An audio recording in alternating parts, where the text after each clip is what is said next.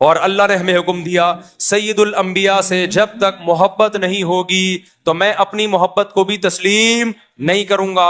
اے اللہ تو ہمیں بتا ہم نبی صلی اللہ علیہ وسلم سے تیرے حبیب سے محبت کے لیے ہم کیا کریں. اللہ نے ہمیں بتایا درود شریف کی کثرت کیا کرو. تو ہم درود شریف کی کثرت کے قائل ہیں. ہم نبی سے پوچھتے ہیں کہ آپ اللہ کے سفیر ہیں یا رسول اللہ ہم آپ پہ درود کیسے پڑھیں. ہمارے نبی نے وہ بھی ہمیں بتا دیا.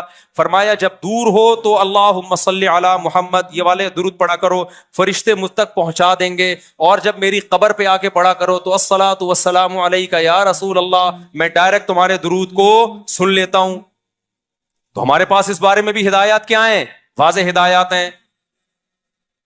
اور درود پڑھنے سے عقیدہ توحید مضبوط ہوتا ہے. کیوں؟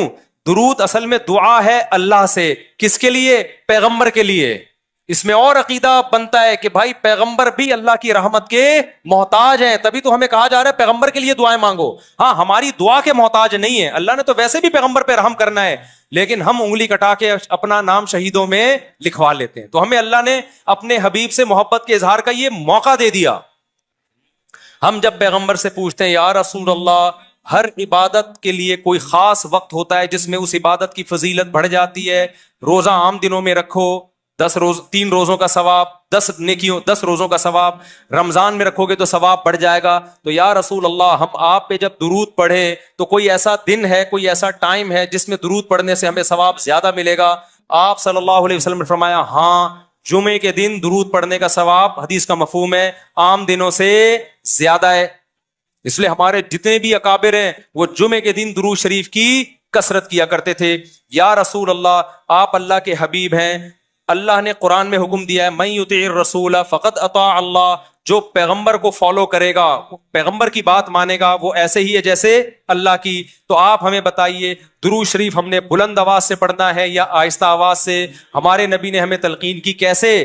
آہستہ آواز سے. یا رسول اللہ درود ہم نے انفرادی طور پہ پڑھنا ہے یا جتھے بنا کے پڑھنا ہے؟ آپ صلی اللہ علیہ وسلم نے فرمایا دیکھو آخر میں ایک جنتی فرقہ ہوگا, وہ ہوگا جس پر میں اور میرے صحابہ کا عمل. صحابہ نے جتھے بنا کے درود کی محفلیں نہیں لگائی ہیں.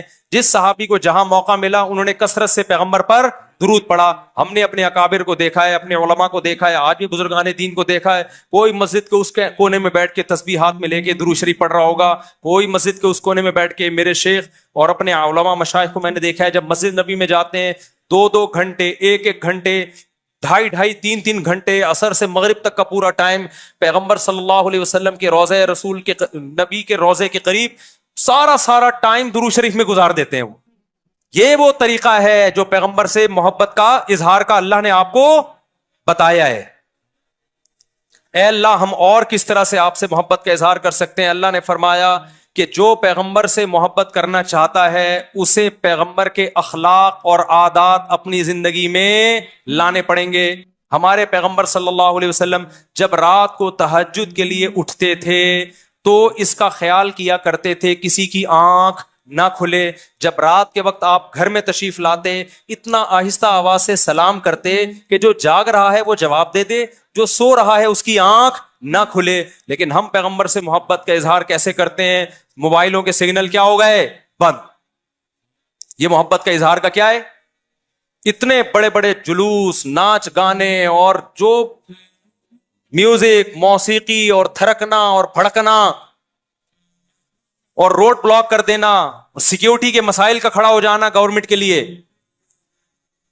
اور کس قدر لوگوں کو تکلیف اور اذیت پہنچنا.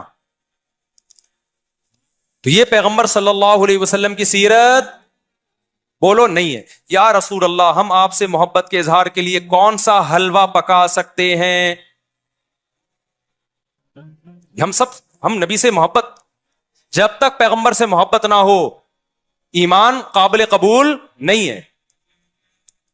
لیکن محبت کا انداز وہ ہوگا جو اللہ کے رسول نے بتایا ہے. یا رسول اللہ ہم آپ کی یاد میں کون سا حلوہ پکائیں, کتنی بریانی کی دیگیں آپ کی یاد میں؟ نبی نے فرمایا جو مجھے یاد رکھنا چاہتا ہے وہ روزے رکھے. کیونکہ نبی صلی اللہ علیہ وسلم نے فرمایا, بخاری مسلم کی حدیث, بدترین برتن جو بھر جائے وہ انسان کا پیٹ ہے. یا رسول اللہ ہم کتنا کھائیں آپ کی یاد میں؟ نبی نے فرمایا میری یاد میں مجھے خوش کرنا چاہتے ہو, اللہ کو خوش کرنا چاہتے ہو تو کھانا نہیں بلکہ کھانا چھوڑنا پڑے گا, ناغے کرنے پڑیں گے, روزے رکھنے پڑیں گے. آپ نے فرمایا بہترین روزہ داؤد علیہ السلام کا روزہ ہے, ایک دن روزہ ایک دن ناغا, ایک دن روزہ ایک دن ناغا. نہیں آئی بات میرا خیال ہے سمجھ میں. پیٹ بھرنے سے منع کیا, موٹاپے سے منع کیا. نبی صلی اللہ علیہ وسلم نے فرمایا, بخاری کی حدیث, سب سے بہترین امت میری, پھر اس کے بعد خیر القرون قرنی ثم الذین یلونہم ثم الذین یلونہم. پھر آپ نے فرمایا اس امت میں برائی آئے گی. وہ برائی کیا ہوگی؟ زیادہ کھانا, جس کی وجہ سے موٹاپا پھیل جائے گا. بخاری مسلم کی حدیث ہے. کھانے سے پتلا ہوتا ہے, موٹا ہوتا ہے. نبی فرما رہے میری امت میں جو سب سے پہلے برائی آئے گی جھوٹ اور موٹاپا. یہ بخاری کی حدیث ہے. ایک موٹاپا وہ ہوتا ہے جو نیچرلی ہوتا ہے, بہت سے اللہ والوں کو بھی ہم نے دیکھا ہے وہ بائی نیچر موٹے ہوتے ہیں, بھاری ہوتے ہیں, اس سے یہ کوئی گناہ نہیں ہے. تو صحابہ کرام میں بھی تھے. یہاں اس موٹاپے کی برائی بیان ہو رہی ہے جو حلوے مانڈے کھانے کی وجہ سے, چاہے 11ویں شریف کے نام پہ کھاؤ چاہے 12ویں شریف کے نام پہ نہ کھاؤ, جب کھاؤ گے اس سے خدا خوش نہیں ہوگا. کھانے سے پرہیز کرو گے تو خدا کیا ہوگا؟ خوش ہوگا. آپ کہتے ہو ہم کھلاتے ہیں, کھاتے بھی تو ہو, اور جن کو کھلا رہے ہو وہ کون سا وہ لوگ ہیں جن کو 2 وقت کا کھانا نہیں ملا؟ وہ 6 محفلوں کے کھانے 11ویں پھوڑ کے آئے ہوئے ہوتے ہیں آپ کے پاس. ہم فراق یار میں گھل گھل کے ہاتھی ہو گئے, اتنے گھلے رستم کے ساتھی ہو گئے. یار کا فراق, یار کی جدائی, اس میں گھل گھل کے عاشق موٹا ہوتا ہے کہ دبلا ہوتا ہے؟ بولو نا, دبلا ہوتا ہے. لیکن شاعر کہہ رہا ہے آج کا جو عاشق ہے وہ یار کی جدائی میں گھل گھل کے ہاتھی ہو رہا ہے, بجائے پتلے ہونے کے کیا ہو رہا ہے؟ موٹا ہو رہا ہے. اتنا گھلتا ہے کہ رستم پہلوان کا ساتھی بن جاتا ہے. اسلام میں بھوکا رہنا سنت ہے, پھوڑنا پھاڑنا کھانا پینا یہ سنت نہیں ہے. 40 دن نبی کے گھر میں چولہا نہیں جلا, اور اگر آپ کھاتے ہو کھاؤ, مذہب کا لیبل مت لگاؤ اس پہ. کھانے پر پابندی نہیں ہے, مذہب کا لیبل تو مت لگاؤ نا کہ یہ بہت ثواب کا. میں بھی جاتا ہوں نہاری کھاتا ہوں الحمدللہ, پھوڑتا ہوں, لیکن یہ نہیں کہتا سنت پہ عمل کر رہا ہوں میں, یہ نہیں کہتا میں. بھائی دل چاہ رہا تھا کھا لیا ہم نے, متزل لا لیا, جو سامنے آیا کھا لیا. سنت کا لیبل نہیں. سنت جب ہے جب روزہ رکھوں گا, جس دن نہیں کھاؤں گا یار آج فاقہ کرو, پھر بتاؤں گا ویلاگ بناؤں گا, دیکھو آج میں فاقے سے ہوں. سنت ہے یہ.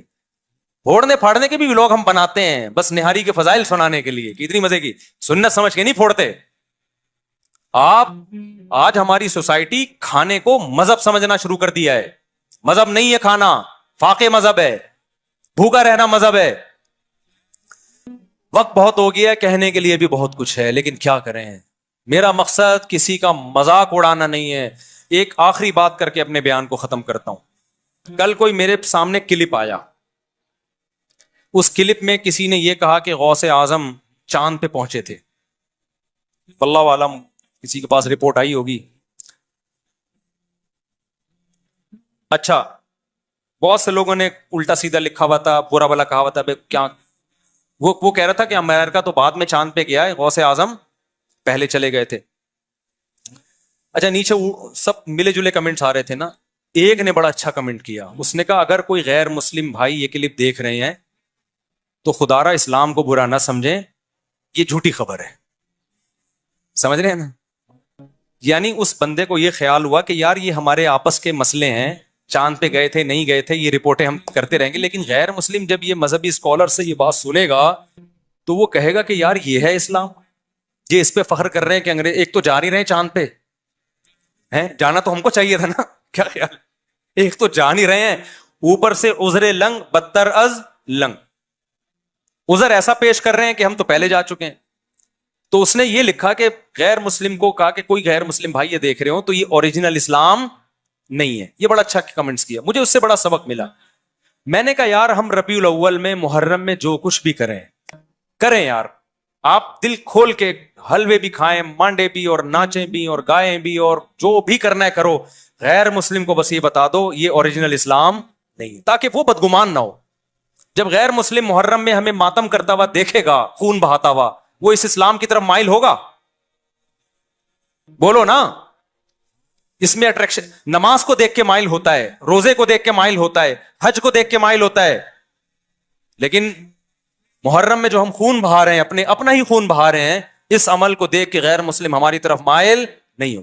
جو کچھ ربیع الاول میں ہم کر رہے ہیں، اس عمل کو دیکھ کے غیر مسلم اسلام کی طرف مائل نہیں ہوگا. تو آپ سب کچھ کرو، لیکن ہندوؤں کو، سکھوں کو بتا دو کہ یہ سچی مچی کا اسلام نہیں ہے. سچی مچی والا اسلام وہ ہے جس میں رمضان کے روزے ہیں، جس میں پیر جمعرات کا روزہ ہے. مسلمان صبح اٹھتا ہے، سحری کے وقت میں کھاتا ہے اللہ کے لیے، سارا دن بھوکا پیاسا رہتا ہے. شام کو جب افطاری پہ، دسترخوان پہ بھوک پیاس کے بعد کھانا رکھا ہوتا ہے اور اس کے منہ میں جب پہلا نوالا جاتا ہے تو پھر یہ دعا پڑھتا ہے، ذهب الظما، پیاس چلی گئی، وابتلت العروق، رگیں تر ہو گئیں، وثبت الاجر انشاءاللہ، اور جس خدا کے لیے ہم نے بھوک پیاس برداشت کی ہے اس خدا نے ہمارے نام اعمال میں روزے کا اجر لکھ دیا ہے. غیر مسلم اس اسلام کو دیکھ کے متاثر ہوگا جس میں آپ ماں باپ کے قدموں میں جنت تلاش کر رہے ہوگے. غیر مسلم اس اسلام کو دیکھ کے متاثر ہوگا جس میں گرل فرینڈ کا، بھنگی اور چماروں والے رشتوں کا کوئی تصور نہیں ہے، جس میں عورت سے وفائے بیوی بنا کے گھر لے کر آؤ، اس کو، اس کی اولاد کے کفیل بن جاؤ. یہ ہے وہ پیارا اسلام جو کس نے دیا ہے؟ جو اللہ نے ہمیں دیا ہے، جس کو دیکھ کر لاکھوں کروڑوں غیر مسلم مسلمان ہوئے ہیں. اور جو اسلام کا رخ آج پیش کیا جا رہا ہے، دھرنے اور روڈ بلاک اور یہ سب، یہ والا اسلام کبھی بھی غیر مسلم اس کی طرف مائل نہیں ہوگا. تو جیسے اس نے غوث اعظم کی کوئی غیر مستند کرامت بیان کر دی نا، چاند پہ پہنچنے والی، اس کا کوئی ثبوت نہیں ہے، تو نیچے کسی نے کمنٹس کر دیے، کوئی غیر مسلم بھائی، اس نے کے الفاظ تھے، غیر مسلم بھائی کو میں یہ بتاتا چلوں یہ سچی مچی والا اسلام نہیں ہے. تو آپ جو کچھ بھی کریں ایک بورڈ لگا دیں، بھائی یہ ہمارا اپنا اسلام ہے، یہ سچی مچی والا اسلام نہیں ہے. سچی مچی والے اسلام میں قبر ایک بالش سے اونچی نہیں ہوتی. سچی مچی والے اسلام میں قبریں پکی نہیں ہوتی. سچی مچی والے اسلام میں حلوے مانڈے نہیں ہوتے. پوری دنیا کے ڈاکٹر اس پر متفق ہیں کہ میٹھا کھانا انسان کی صحت کے لیے انتہائی نقصان دہ ہے. میں کینسر کے اسپیشلسٹ سے ملا ہوں، ان کا کہنا ہے کہ سگریٹ اتنی نقصان دہ نہیں ہے جتنے حلوے نقصان دہ ہیں. نہیں ہے میرا خیال بات سن، سگریٹ سے زیادہ نقصان دہ کیا چیز ہے؟ حلوے. کیونکہ سگریٹ سے وزن نہیں بڑھتا، میٹھے سے وزن بڑھتا ہے، اور وزن بڑھنے سے بلڈ پریشر بھی ہے، شوگر بھی ہے، کینسر بھی ہے، کسی بیماریاں ہیں. سگریٹ سے صرف کینسر ہے. یہ ڈاکٹر کی رپورٹ پیش کر رہا ہوں، ہوائی فائرنگ نہیں ہے. اس پہ ریسرچ پیپر بھی دکھا سکتا ہوں آپ کو. تو اسلام اس چیز کو کیسے پروموٹ کرے گا جس میں تیزے پہ بھی کھانا ہے، 40ویں پہ بھی کھانا ہے، 11ویں پہ بھی کھانا ہے، 13ویں پہ بھی کھانا ہے، اور جناب ربیع الاول پہ بھی کھانا ہے، 10 محرم کو حلیم کی دیگ ہے، ہر تھوڑے دن بعد کوئی نہ کوئی کھانے کا پروگرام چل رہا ہوتا. اسلام میں صرف ایک کھانا ہے، 2 کھانے خاندانی. ایک بقرعید کا کھانا، اس میں بھی میٹھا نہیں ہے، اس میں کیا ہے؟ گوشت. ایک عید الفطر کا کھانا، اس میں میٹھا ہے لیکن بہت تھوڑا، کھجور کے چند دانے. اور ایک ولیمے کا کھانا ہے جو شادی کے بعد ہوتا ہے، جو بعض لوگوں کو 4 دفعہ نصیب ہوتا ہے. اس میں بھی گوشت ہے، میٹھا نہیں ہے. اس میں بھی اولم ولو بشاتن، نبی نے فرمایا ولیمہ کرو اگرچہ بکرے کے ذریعے کیوں نہ ہو، ایک بکری کیوں نہ ہو. اسلام ایسی خوراکوں کو پروموٹ ہی نہیں کرتا جسے کھا کے آپ چوڑے ہو جائیں. گوشت کھا کے چوڑا نہیں ہوتا آدمی، موٹا نہیں ہوتا، کاربوہائیڈریٹ کم ہے اس میں. اور آپ میٹھے کو فوکس کر رہے ہو، یہ والا کہ میرے پاس تو مٹھائی کے ڈبے لا کے نا لوگوں نے، جو آ رہا ہے مٹھائی کا ڈبہ لے کے آ رہا ہے گفٹ میں. میں پہلے گھر میں دیتا تھا، بچے کھاتے تھے، اب میں نے گھر میں دینا بھی چھوڑ دیا. میں